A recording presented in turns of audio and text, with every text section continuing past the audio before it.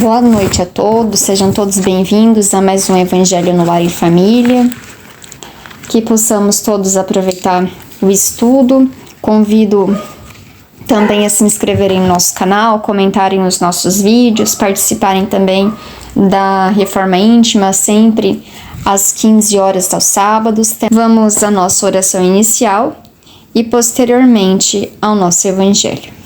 Agradecemos, Pai, imensamente a oportunidade que o Senhor nos concede de mais uma vez realizarmos em nossa casa, juntamente com a equipe espiritual responsável pelo Evangelho no Lar e os nossos benfeitores, o nosso Evangelho no Lar.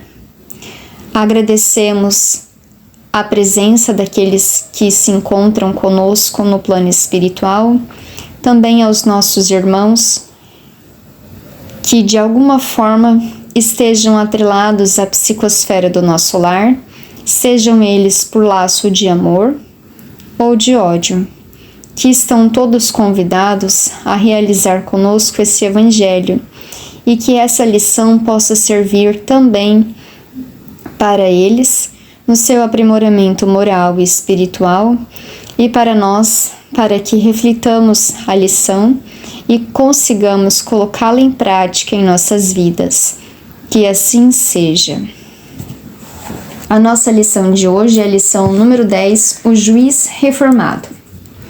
Como houvesse o Senhor recomendado nas instruções do dia, muita cautela no julgar, a conversação em casa de Pedro se desdobrava em derredor do mesmo tema. É difícil não criticar, recomendava Mateus com lealdade, porque a todo instante o homem de mediana educação é compelido a emitir parecer na atividade comum. Sim, concordava André, muito franco, não é fácil agir com acerto, sem analisar detidamente. Depois de vários depoimentos em torno do direito de observar e corrigir, interferiu Jesus sem afetação.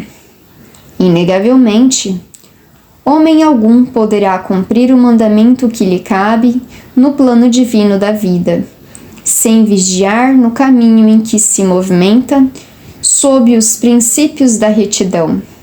Todavia, é necessário não inclinar o espírito aos desvarios do sentimento, para não sermos vitimados por nós mesmos. Seremos julgados pela medida que aplicarmos aos outros. O rigor responde ao rigor, a paciência à paciência, a bondade à bondade. E transcorridos alguns instantes, contou. Quando Israel vivia sob o governo dos grandes juízes, existiu um magistrado austero e violento, em destacada cidade do povo escolhido, que imprimiu o terror e a crueldade em todos os serventuários sob a sua orientação. Abusando dos poderes que a lei lhe conferia, criou orientações tirânicas para a punição das mínimas faltas. Multiplicou infinitamente o número dos soldados, edificou muitos cárceres e inventou variados instrumentos de flagelação. O povo, asfixiado por estranhas proibições, devia movimentar-se debaixo de severa fiscalização, qual se fora rebanho de bravios animais. Trabalharia, descansaria e adoraria o Senhor em horas rigorosamente determinadas pela autoridade, sob pena de sofrer humilhantes castigos nas prisões com pesadas multas de toda a espécie. Se bem mandava o juiz, melhor agiam os subordinados, cheios de natural malvadez. Muito foi que, em certa feita, dirigindo-se o magistrado alta noite à casa de um filho enfermo, foi aprisionado, sem qualquer consideração, por um grupo de guardas bêbados e inconscientes que o conduziram à escura enxóvia que ele mesmo havia inaugurado semanas antes. Não lhe valeram a apresentação do nome e as honrosas insígnias de que se revestia. Tomado por temível ladrão, foi manietado, despojado dos bens que trazia e espancado sem piedade, afirmando os sentinelas que assim procediam, obedecendo às instruções do grande juiz, que era ele próprio. Somente no dia imediato foi desfeito o equívoco, quando o infeliz homem público já havia sofrido a aplicação das penas que a sua autoridade estabelecera para os outros. O legislador, atribulado, reconheceu então que era perigoso transmitir o poder a subalternos brutalizados e ignorantes. Percebendo que a justiça construtiva e santificante é aquela que retifica, ajudando e educando na preparação do reino do amor entre os homens. Desde a singular ocorrência, a cidade adquiriu outro modo de ser, porque o juiz reformado, embora prosseguisse atento às funções que lhe competiam, ergueu sobre o tribunal, a benefício de todos, o coração de pai compreensivo e amoroso. Lá fora, brilhavam estrelas, retratadas na água serena do grande lago.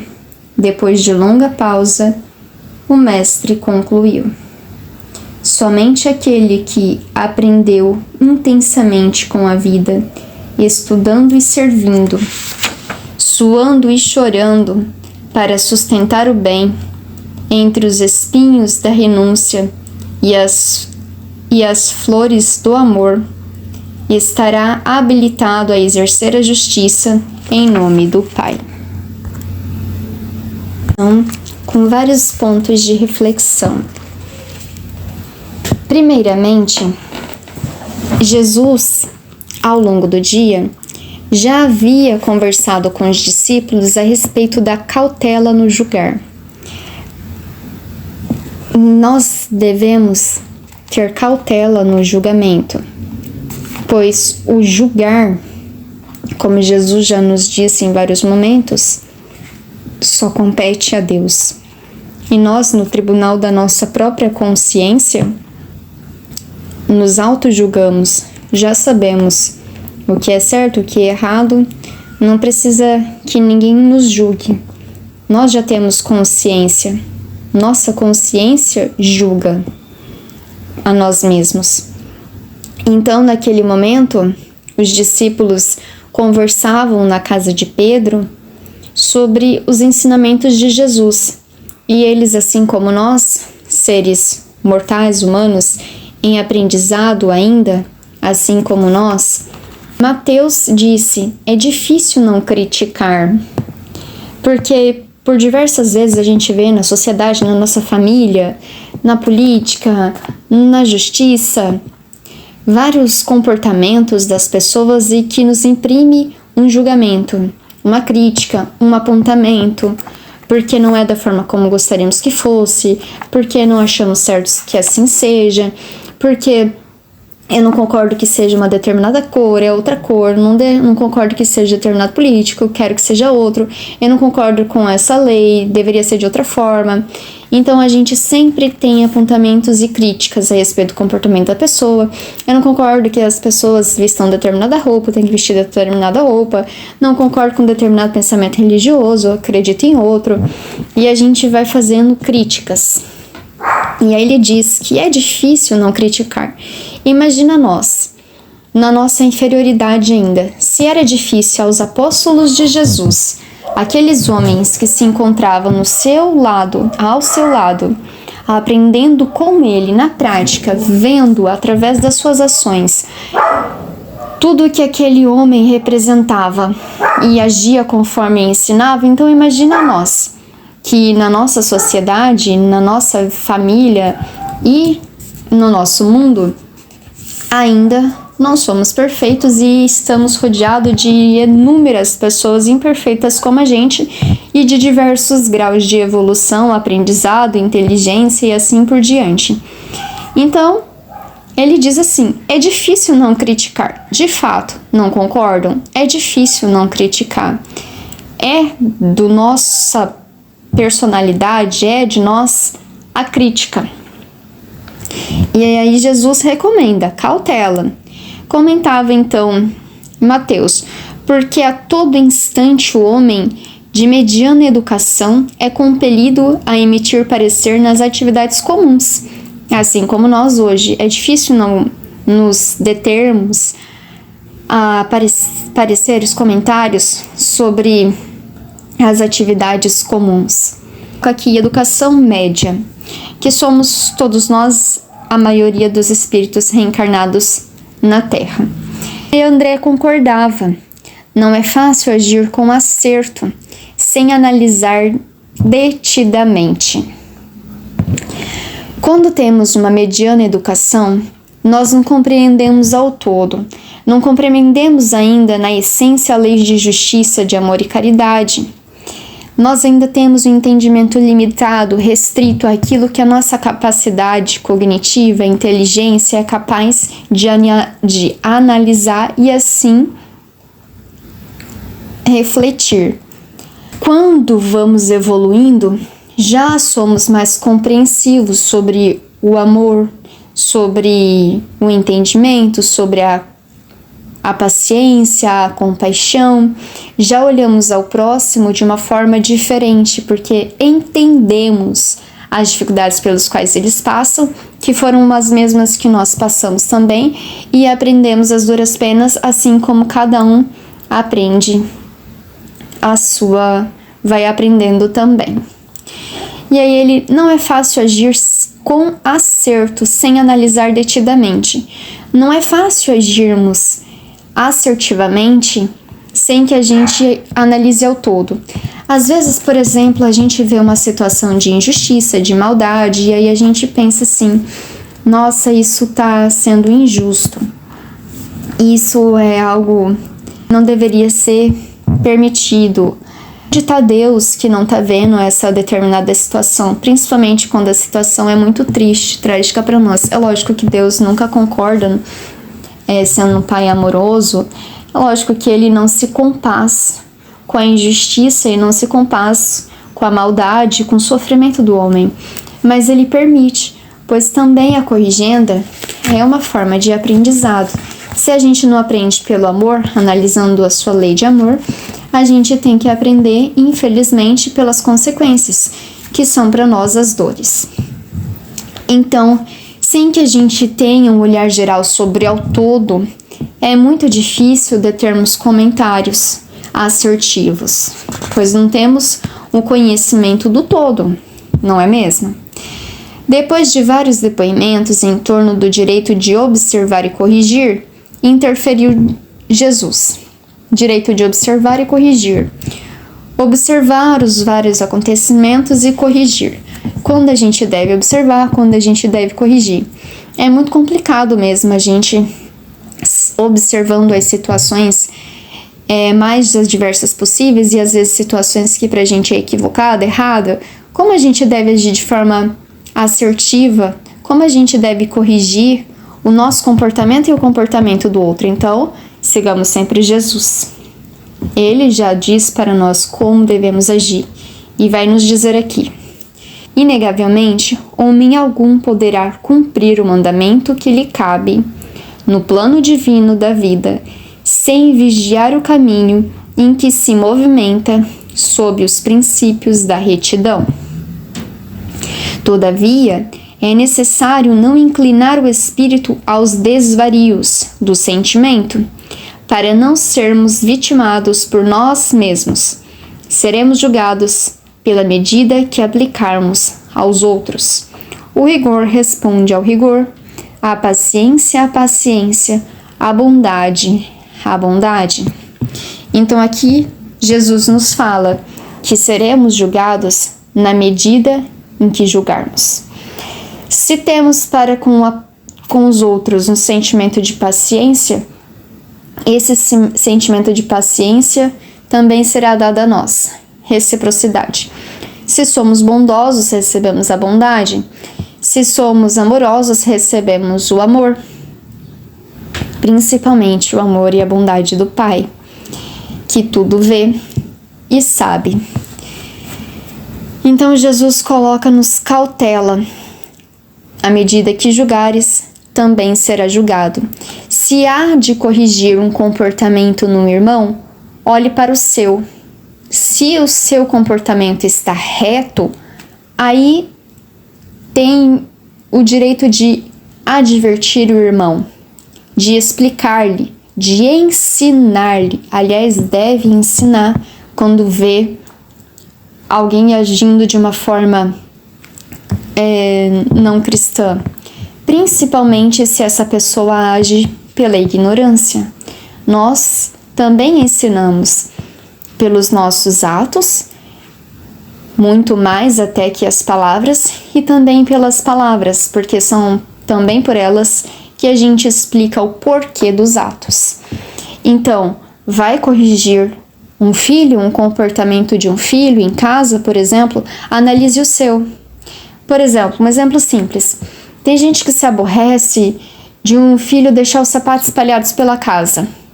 Aí vai corrigir esse comportamento do filho, por exemplo. E aí eu também deixo o sapato esparramado pela casa. Então, com que direito eu vou pedir para o meu filho não deixar mais o sapato pela casa se eu assim procedo?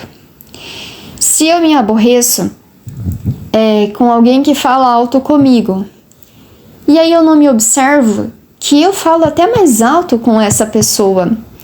Se alguém fala, e eu falo, não fala alto comigo, eu já falo brigando, já falo alto. Com que direito eu falo para alguém não falar comigo dessa forma se eu também ajo assim com os outros? Às vezes não com aquela pessoa, porque ela me impõe uma certa limitação, ela é agressiva comigo, mas eu espejo essa agressividade em outro, que permite que eu assim proceda. Então, se vai corrigir o comportamento de alguém, se vai analisar, se vai julgar, observe o seu. Não adianta eu apontar a cegueira do meu irmão se os meus olhos também estão vedados. De que adianta dizer o que deve ou não ser feito se eu também não ajo de forma correta? Se eu exijo um comportamento cristão de alguém, sendo eu cristão também, e assim não exerço. Não somos privilegiados, aos outros o rigor da lei, e a mim a benese, o benefício. Ninguém é feito de um limo especial, como já diz os próprios espíritos no livro dos espíritos, quando se refere à justiça. Nenhum homem é feito de um material diferenciado que ele está à parte da justiça divina. Todos nós temos direitos e obrigações que devem ser respeitados uns pelos outros. E aí então Jesus nos narra uma belíssima parábola, uma belíssima história, e que vai nos explicar a lei de causa e efeito. E que ele vai desdobrar essa bondade que eu tenho para com o outro, a bondade que eu recebo. A maldade que eu faço com o outro é a maldade que eu recebo. E aí ele narra que em Israel havia um juiz. Naquela época os juízes eram similares aos governantes. E esse magistrado, ele era austero e violento. Não podendo eu dar aquilo que eu não tenho, dando aos outros aquilo que eu tenho, se ele era austero e violento, não tinha como ele dar outra coisa que não aquilo que carregava em seu coração. Então ele agia com o povo, imprimindo o rigor da crueldade e o terror. E abusava dos seus poderes. Todos os homens, são poucos os homens que, tendo o poder, não excede aos seus poderes, porque o poder ele é tentador, principalmente se dado a um homem que não sabe os limites dos seus atos. Aquele homem que não age com justiça, que não sabe os limites dos seus direitos e os limites dos seus deveres, ele não tem como agir com o seu irmão com justiça, porque ele não sabe o limite onde termina o seu direito e onde começa o do outro. Assim, ele age abusando dos seus poderes. E ele então criou ordenações tirânicas, agia de forma tirana e punia as mínimas faltas. Agia de forma muito rigorosa para o comportamento dos outros. E assim ele procedia, multiplicando o número de soldados, edificando muitos cárceres. Usava-se também de variados instrumentos de flagelação, instrumentos de fazer os outros sofrerem, e o povo era asfixiado por estranhas proibições. Ele proibia de tudo, sobrecarregava o povo de tanta proibição. Devia movimentar-se debaixo de severa fiscalização. Além de ter inúmeras proibições, também eram fiscalizados para ver se as suas proibições estavam sendo aplicadas. Por isso, os inúmeros soldados, os inúmeros cárceres e os inúmeros instrumentos de flagelação. Movimentava-se debaixo de severa fiscalização, qual se fosse rebanho de bravios animais. Então o povo não era tratado como ser humano, mas como se fossem animais selvagens, ferozes, que precisavam ser domados, adestrados, doutrinados. E falava até que a hora, o momento em que tinha que trabalhar, descansar e adorar ao Senhor. Controlava tudo o que podia, essa autoridade, sob a pena de sofrer humilhantes castigos nas prisões com pesadas multas de toda a espécie. Então assim agia esse juiz, quando era para o outro. Mas, aqui narra Jesus, se bem mandava o juiz, melhor agia os subordinados cheios de natural malvadez. O juiz era austero, severo, tirânico e também cruel. Os seus subordinados, para agir dessa forma, não eram diferentes. Também detinham uma natural malvadez. Porque se hoje estoura uma guerra, suponhamos que estoura uma guerra no Brasil, e o comandante do exército, o maior cargo do exército, fala para todos os seus subordinados guerrearem em nome da pátria. Mas, pela malvadez, pela austereza do chefe, ele quer guerra. Mas se os soldados se negarem a agir dessa forma porque tem bondade em seu coração, guerra não haverá. A gente só executa uma lei que não é adequada, que não é correta. Nós só agimos de forma má e cruel se existir maldade e crueldade em nossos corações. Não tem como agirmos com bondade se não houver bondade em nós. E não tem como agirmos de forma mal e cruel sem que isso também esteja dentro de nós. E assim, esses soldados subordinados também agiam igual ao seu chefe, pois havia consonância em seus pensamentos e assim agia. Então ele, em determinada noite, teve seu filho adoecido. E então foi visitar esse filho, que se encontrava adoecido. Mas quando ele se dirigia à casa do filho, foi aprisionado por seus próprios subordinados, pelos seus próprios soldados, pelos seus próprios guardas, que se encontravam bêbados e inconscientes, não estavam na plena capacidade do seu juízo. E por não estarem na plena capacidade do seu juízo, não reconheceram seu superior, não reconheceram aquele juiz.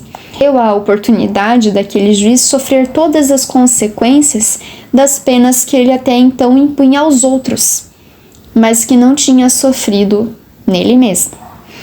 Então ele é amarrado, ele é açoitado, ele tem os seus bens retirados e é colocado em uma enxóvia, uma cela escura e úmida, uma prisão que ele mesmo, sendo juiz, havia inaugurado umas semanas antes de esse acontecimento acontecer com ele. E aí ele disse aos seus soldados: eu sou fulano de tal, eu sou o juiz. Mas mesmo assim não foi atendido e sofreu todas as penalidades que eram dadas a todos aqueles que comportavam da forma pela qual ele mesmo determinava. Sofreu as consequências das suas próprias penalidades. Então, foi tomado por um terrível ladrão, maniteado, despojado de seus bens, espancado sem piedade, afirmando os sentinelas que assim agia, obedecendo às instruções do grande juiz, que era ele próprio. Somente no outro dia é que foi desfeito todo o equívoco e que comprovaram que aquele juiz era mesmo aquele quem ele dizia ser. Mas era tarde demais, pois ele já tinha sofrido todas as penalidades. O legislador atribulado reconheceu, então, que era perigoso transmitir o poder a subalternos brutalizados e ignorantes. O poder, ele é perigoso nas mãos daqueles irmãos brutalizados e ignorantes. Tá aí a gente vê o nosso mundo, como se encontra e se encontrava na época de Jesus. E, inclusive, em outras lições a gente já viu que no período em que Jesus aqui veio, havia uma grande ignorância e havia muita brutalidade, porque aquilo que tem dentro de nós a gente deixa extravasar.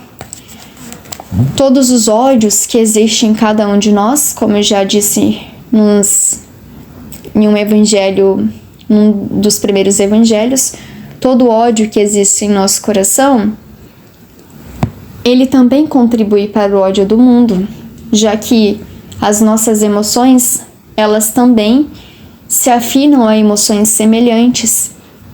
Assim como uma energia de bondade e de amor pode ser utilizada na cura de povos, nas nossas próprias curas, também a energia de ódio, de raiva, pode ser utilizada nas guerras. E aqui ele concluiu que a brutalidade e a ignorância, porque se eu sou esclarecido, se eu sou uma pessoa que sabe os direitos dos outros, que compreende, que tem a sabedoria nas ações, eu sou educado. Sendo educado, não precisa leis materiais, pois a lei já se encontra na minha consciência e eu vou agir com meu irmão conforme gostaria que agisse a mim. A lei de Jesus, a lei de amor. E ele percebe então que aquela justiça era perigosa. E verifica então que a justiça construtiva e santificante é aquela que retifica, ajudando e educando na preparação do reino do amor entre os homens. E ele vê que a justiça construtiva é aquela justiça santificante, é aquela justiça que nos oportuniza a retificação dos nossos atos. É aquela que nos ajuda, nos educando e nos preparando para o reino de amor entre os homens. Aqui, a lei de ação e reação. A reencarnação nos possibilita essa retificação. Por muitos momentos nas nossas existências, nós éramos esses homens brutalizados e ignorantes. Mas com o transcorrer das nossas reencarnações, fomos aprendendo, fomos colocando em prática aquilo que aprendemos, fomos evoluindo, fomos nos instruindo. E essa instrução foi nos santificando e foi nos educando e nos preparando para o reino do amor entre os homens. A lei de justiça é aquela em que eu respeito o direito do semelhante, assim como gostaria que fosse respeitado o meu direito. O meu direito vai no limite do direito do outro. Desde a singular ocorrência, a cidade adquiriu outro modo de ser, porque o juiz reformado, embora prosseguisse atento às funções que lhe competia, ergueu sobre o tribunal, a benefício de todos, o coração do Pai compreensivo e amoroso. Lá fora brilhavam as estrelas, retratadas nas águas serenas do grande lago. Depois de longa pausa, o mestre concluiu: somente aquele que aprendeu intensamente com a vida, estudando e servindo, suando e chorando, para sustentar o bem, entre os espinhos da renúncia e as flores do amor, estará habilitado a exercer a justiça em nome do Pai. Então, somente aquele que aprendeu com as suas próprias experiências, intensamente com a vida, se colocou como aluno na escola da vida e aprendeu com todas as experiências da sua vida, foi aquele que utilizou de todos os meios, utilizou de todos os instrumentos que Deus nos oportuniza para aprender com a vida. Estudou e serviu. Não só aprendeu, mas colocou em prática, servindo. De nada nos adianta sabermos a lei de Deus de cor e salteado, a cada vírgula, sem que essa lei seja aplicada nos nossos comportamentos, nas mínimas coisas, na escola da vida, com os nossos familiares, com os nossos amigos, na religião em que eu me encontro, no trabalho, em todos os momentos, e até mesmo no nosso pensamento. Servindo, suando e chorando, suando, trabalhando, chorando para sustentar o bem, porque nos despojarmos das nossas próprias inferioridades, das nossas próprias mazelas, também faz nos suar bastante, porque é um trabalho contínuo. O trabalho de não julgar também, ele é contínuo, não julgar as nossas próprias ações, porque às vezes nos consideramos pior do que somos e às vezes nos consideramos melhores do que somos. Chorando para sustentar o bem. Muitas vezes trazemos tantas inferioridades dentro de nós e temos que nos despojar dessas inferioridades, e nos faz chorar para sustentar o bem dentro de nós, porque tudo aquilo que eu tenho dentro, eu exteriorizo fora. Entre os espinhos da renúncia, todos aqueles que estão na caminhada para o Pai têm inúmeras renúncias. Primeira renúncia, Paulo já nos dizia, a renúncia de si mesma, a renúncia das suas próprias inferioridades, dos seus próprios quereres, das suas próprias vontades. Temos que nos renunciar. Paulo dizia, para que o Pai cresça, eu tenho que diminuir. A minha personalidade diminuir para que o meu espírito cresça, se eleve. O meu ego, a minha vaidade se diminuir para que o meu espírito se aflore e se eleve.